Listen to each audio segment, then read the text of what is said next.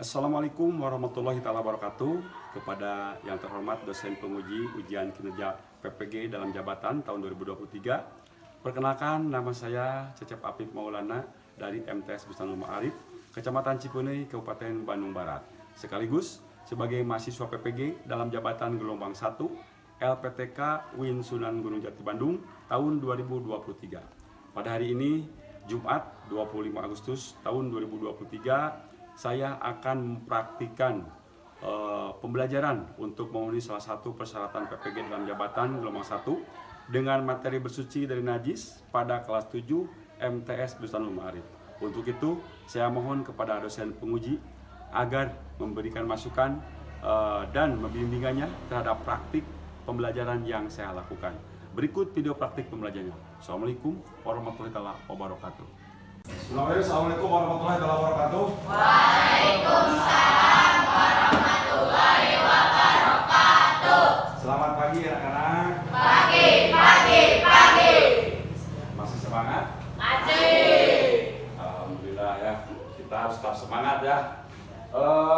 Pada kesempatan hari ini, siapa yang tidak masuk kelas? Semuanya hadir. Semua hadir? Alhamdulillah hadir semua ya. Udah hadir semua. Jadi nanti sebelum kita mulai pembelajaran, yaitu pada hari ini kita masih pada pembelajaran yaitu tentang submateri bersuci dari najis. Nah, untuk sebelum melaksanakan pembelajaran ini, lebih baik kita berdoa dulu. Untuk itu silakan untuk memimpin doa seperti biasa. Silakan pimpin dulu doanya. Ikhtiaran naon.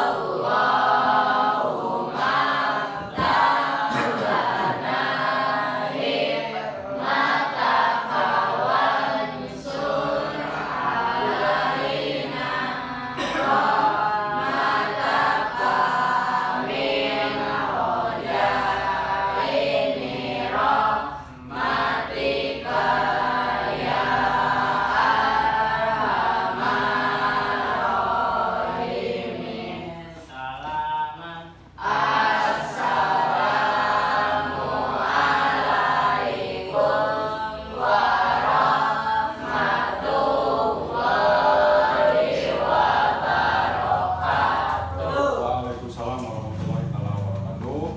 Nah, untuk lebih menyemangati lagi, marilah kita untuk sebelum dilanjutkan menyanyikan dulu lagu wajib nasional. Coba berdiri dulu semua, biar semangat ya. Biar semangat. Silakan yang mau memimpin dirinya depan. Maju. Lagunya lagu beberapa Pancasila ya. Nah, ayo. Ayo maju, ayo maju,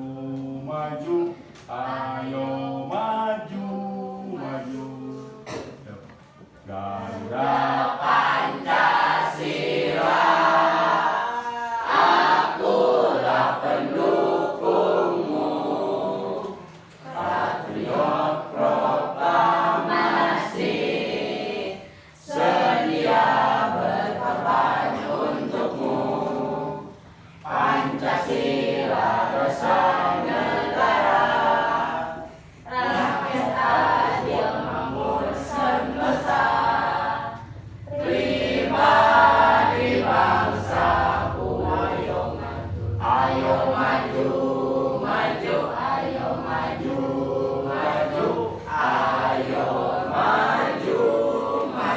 Ya, terima kasih. Nah, sekarang duduk. Baik. Untuk selanjutnya, sebelum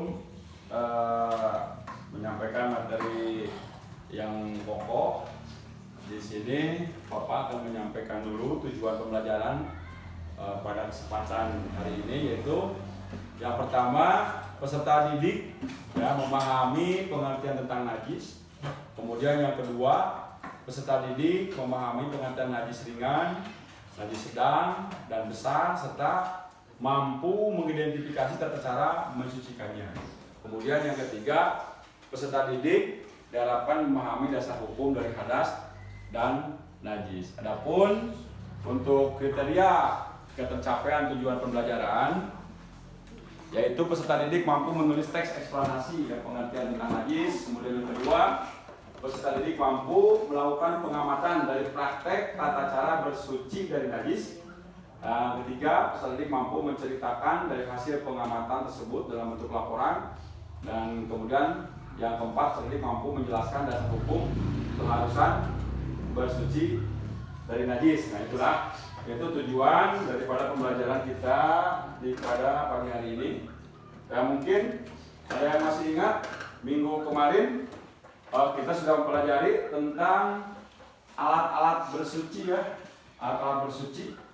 Ada yang masih ingat mungkin alat bersuci apa aja?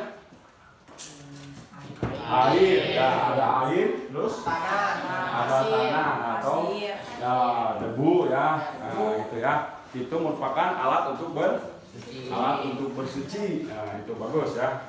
Kemudian mungkin Anda sudah tahu apa itu pengertian dari najis? Najis. Ayo. Sesuatu yang jangan menjijikkan. Ya, itu najis ya, secara bahasa emang itu ya. Jadi najis itu apabila mengena kepada badan kita atau kepada baju kita ya, pakaian kita, itu akan mengakibatkan apa kalau kita beribadah itu? Misalkan sholat nih, sholat mengakibatkan apa? Mengakibatkan tidak sahnya ya untuk melakukan ibadah sholat. Nah, dasar hukumnya ada yang masih ingat mungkin? Nah, mungkin yang lain selain daripada di Al-Quran ada juga yang dari hadisnya apa? Ada kebersihan dan kebersihan apa? Ayo, anak. Itu termasuk anak patuh minal iman ya itu ya. Jadi kebersihan sebagian daripada iman. Saya kira Al-Qurannya yang saya ingat mungkin.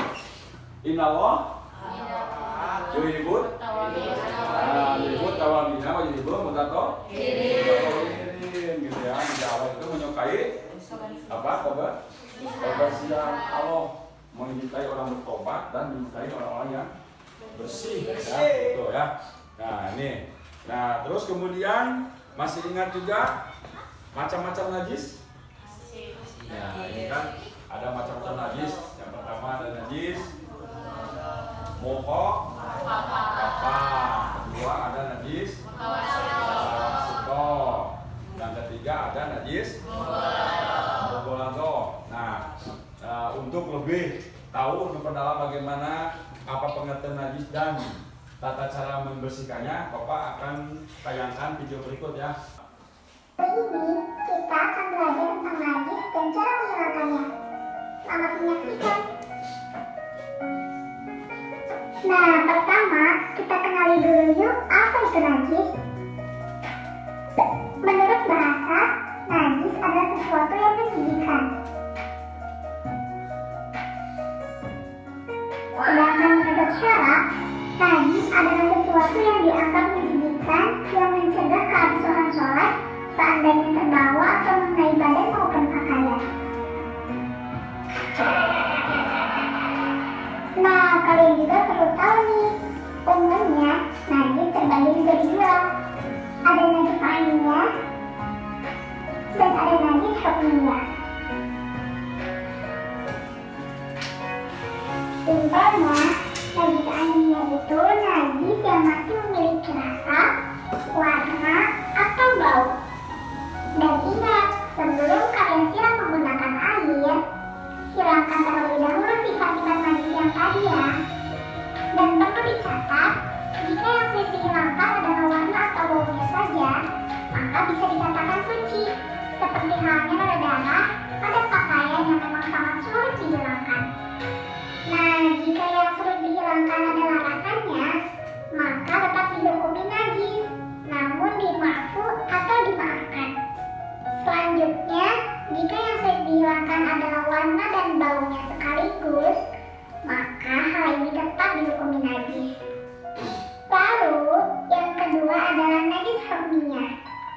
najis ini cukup disiram dengan air meskipun hanya 1 kali. Dengan catatan air tersebut dapat merata pada seluruh permukaan yang terkena najis. Najis hukmiyah adalah najis yang tidak memiliki sifat-sifat najis, yaitu warna, rasa, dan bau. Dan perlu diingat, airlah yang harus mendatangi najis, bukan najis yang mendatangi air. Contohnya seperti mencelupkan pakaian yang terkena najis ke dalam ember berisi air yang bahkan kurang dari 2 kula. Baiklah, selanjutnya, jika dilihat dari berat atau ringannya najis, maka najis dibagi menjadi 3. Ada najis mukhafafah, najis mutawasithah, dan najis mughaladzah. Najis mukhafafah adalah najis yang ringan hukumnya, seperti air kencing anak laki-laki yang belum mencapai usia 2 tahun dan belum memakan apapun selain air susu ibunya atau susu hewani seperti sapi maupun kambing.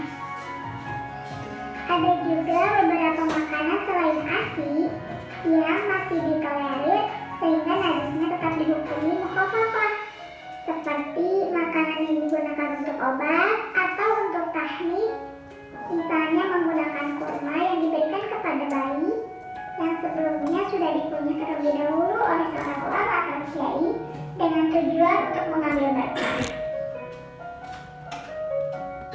Nah, bagaimana jika bayi yang mengkonsumsi susu formula?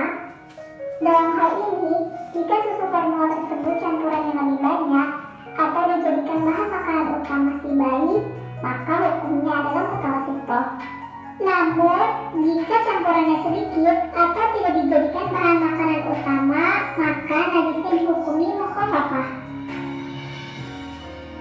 Selanjutnya adalah najis mutawasithah, yaitu najis selain najis mukhafafah dan najis mughaladzah. Cara mensucikannya adalah dengan menghilangkan seluruh sifat najis, yaitu rasa, warna, dan bau. Kemudian mengalirkan air di permukaan objek yang terkena najis sampai merata. Yang terakhir adalah najis mughaladzah. Najis ini berat hukumnya, seperti halnya najis anjing dan babi juga keturunannya, meskipun kawin silang dengan hewan yang tidak najis.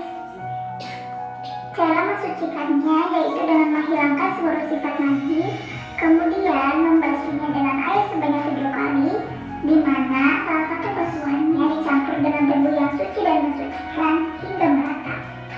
Atau dengan cara yang lebih praktis, yaitu dengan mencelupkan benda atau anggota tubuh yang terkena najis mughaladzah ke dalam air sungai yang keruh dan digerak-gerakkan sebanyak 7 kali.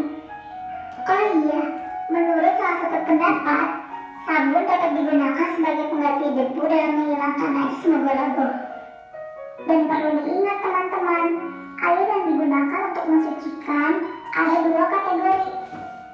Kategori yang pertama adalah air yang tidak mencapai 2 kula, sehingga cara mensucikannya adalah dengan cara menyiramkan air pada objek yang terkena najis. Untuk kategori yang kedua, yaitu air yang mencapai 2 kula atau lebih, sehingga cara mensucikannya bisa dengan menyiramkan air atau memasukkan objek yang terkena najis pada air selama sifat dasar air tidak mengalami perubahan. Nah, sekarang kita sama-sama belajar cara menghilangkan najis. Contoh pertama, kotoran ayam di lantai. Caranya dengan menghilangkan seluruh sifat najis, misalnya menggunakan kertas atau tisu kering, kemudian mengalirkan air pada lantai hingga merata.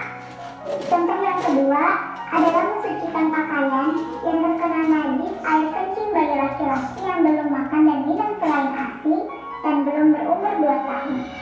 Caranya dengan memercikan air pada seluruh bagian yang terkena najis. Dengan catatan, air yang dipercikan harus lebih banyak dari air kencing yang mengenai pakaian tersebut. Setelah itu, barulah diperas atau dikeringkan. Contoh terakhir yaitu mensucikan lantai yang terkena kotoran babi. Caranya dengan menyediakan air yang dicampur dengan debu, kemudian menghilangkan kotoran dan sifat-sifat najis, lalu lantai tersebut dibasuh dengan air yang sudah dicampur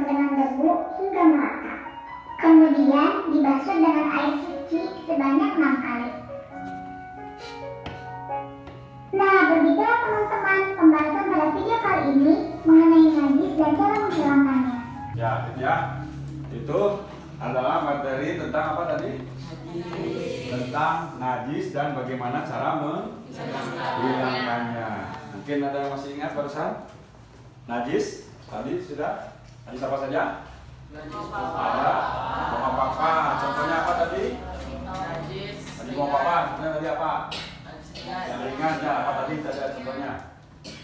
Ayo, apa tadi? Air kencing. Bagi lelaki yang belum umur 2 tahun atau juga masih menyusui, atau juga walaupun makan ya makanan yang dimaafkan ada ya tadi ya, makan makanan yang susu juga, susu formula juga bisa, asal kadar kadar susunya lebih sedikit ya dan tidak menjadi makanan pokok bayinya, itu masih bisa dimaafkan gitu ya.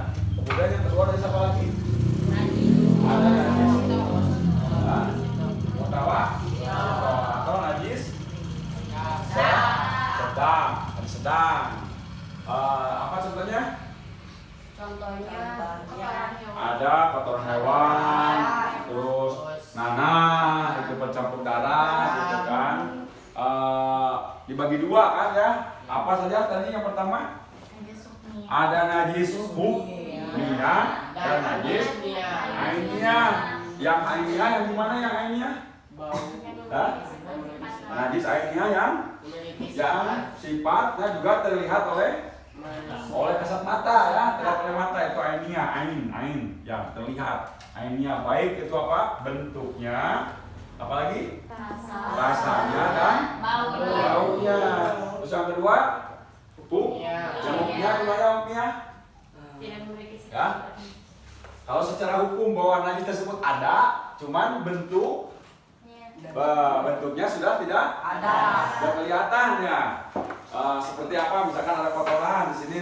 Tadi misalkan di sini ada kotoran, ternyata sekarang sudah tidak ada, tapi sudah tahu bahwa di sana ada najis. Nah itu termasuk najis hukumnya. Bagaimana cara membersihkannya? Cukup disiram air. Disiram air saja ya di tempat yang dianggap ada najisnya. Nah itu ya. Nah itu termasuk najis mutawasitoh ya. Terus yang ketiga najis mughalladhoh, yaitu najis apa? Najis besar. Di antaranya apa contohnya? Air liur, anjing atau babi, dan juga keturunannya. Cara menghilangkannya? Basuh dengan air sebanyak, dan salah satunya dicampur dengan debu atau tanah. Kalau misalkan kita di sungai yang bercampur dengan tanah, itu bisa langsung saja dicuci sebanyak 7 kali itu ya. Itu diantaranya cara menghilangkan najis. Nah untuk sekarang Bapak ada tugas kelompok, tapi di sini tiga aja ya. Bagi ini silakan nanti ditulis jawabannya di buku, nanti ke depan mempresentasikan, beberapa orang mempresentasikan ke depan. Kau silakan berdiskusi dulu ya, ditulis di buku, nanti tinggal ke depan tinggal presentasikan ya. Silakan di buku aja, di buku nanti ke depan tinggal bacakan aja apa jawabannya nanti tinggal bacakan aja di depan gitu ya, jawabannya tulis jawabannya boleh di buku, nanti presentasikan perwakilan beberapa orang ke depan.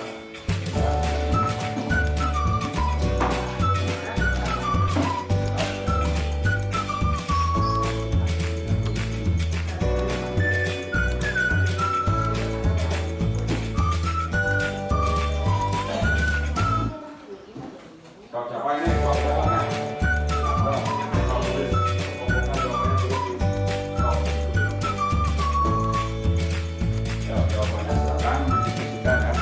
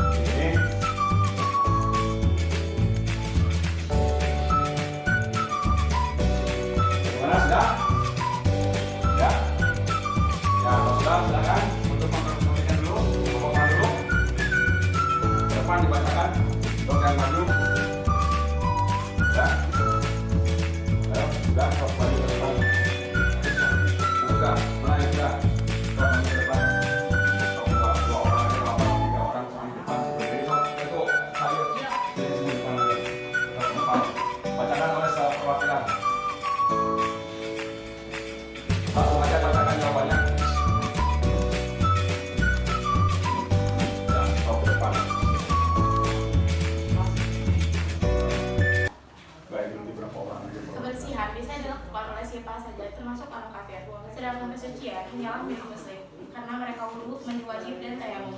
Oleh karena itu wajar dilihat kesucian adalah bagian dari iman. Ya, betul ya. Silakan duduk kembali ya, kelompok yang lainnya. Yuk. Yang ini paling pendek nih jawabannya, sok coba. Ya, sok. Depan. Yuk, kelompok pertama.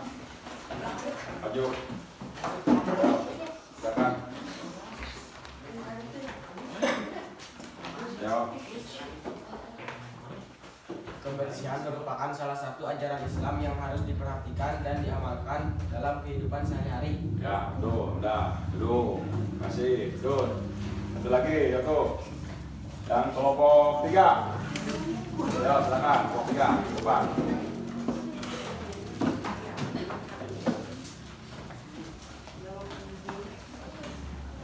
Silakan.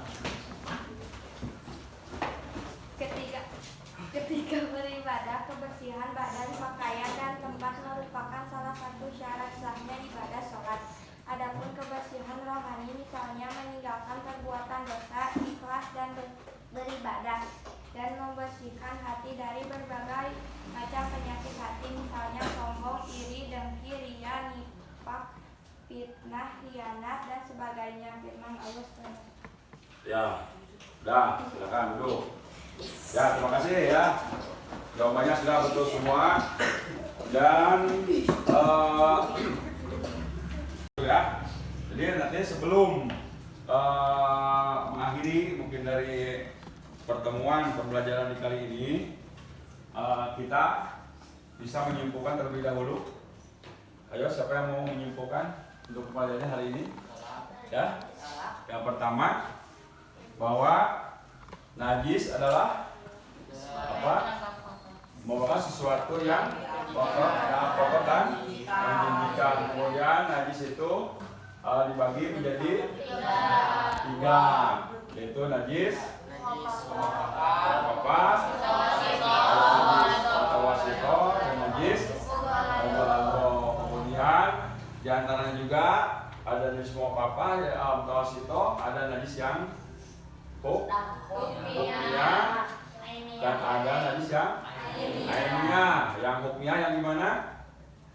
Najisnya ya yang tidak terlihat oleh mata, tapi secara hukum bahwa ada najis, walaupun tidak ada bentuknya, tidak terasa rasanya ataupun juga baunya. Kemudian yang kedua najis ainiyah, yaitu yang terlihat oleh mata. Nah, baik apanya?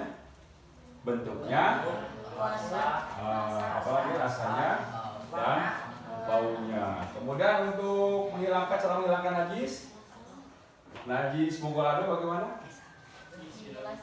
Dibilas dengan air sebanyak 7 kali, dan salah satunya pakai dengan campuran debu atau tanah ya gitu, atau lumpur gitu ya. Nah, itu cara untuk menghilangkan najis mughalladhah. Kalau untuk najis muqaffah cukup dibersihkannya, disiram dengan air. Ya, itulah materi untuk hari ini, yaitu materi tentang najis ya. Yang penting kalian sudah bisa memaknai atau juga bisa mencermati materi pelajaran yang pada hari ini bisa disampaikan. Ya. Tentunya jangan hanya sekadar kita mendengar saja ataupun juga mengikuti belajarnya saja, tapi kita harus diimplementasikan. Gimana? Diimplementasikan dalam kehidupan sehari-hari ya, bahwa kita ini hikmahnya yaitu kita dibiasakan untuk hidup apa? Hidup bersih, ya, bersih, terhindar dari najis. Nah, dan sebelum mengakhiri juga ini ada sebuah evaluasi dulu ya, evaluasi dari materi yang sudah disampaikan. Nanti setelah selesai dikumpulkan kembali ya, ini akan dikerjakan.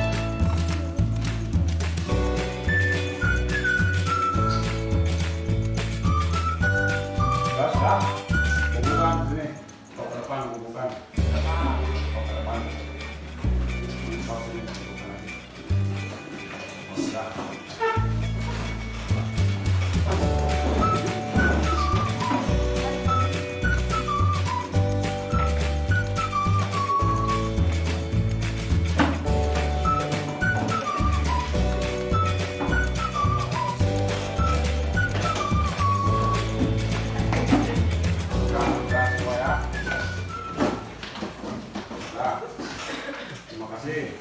Dan untuk minggu depan kita akan pelajari tentang bersuci dari hadas, ya. Hadas, teman-teman, dari hadas ya. Sebelum mengakhiri, silakan dipimpin dulu doa biasa. Pimpin lagi doanya, silakan.